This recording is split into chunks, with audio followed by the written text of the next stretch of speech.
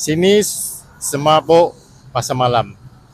Daripada semabuk pasar malam sehingga ke Warung Piok Besar, jauhnya 850 meter. Sini kawasan semabuk Lebuh Raya AMJ.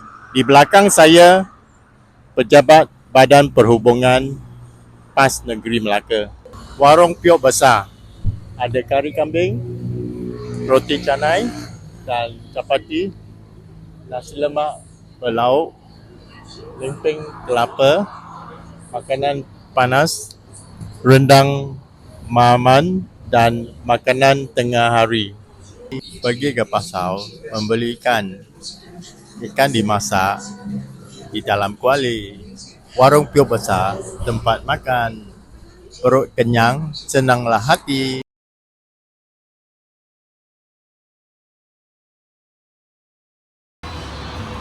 Wah, sedapnya. Ini apa ni? Ini kari kambing. Kari kambing.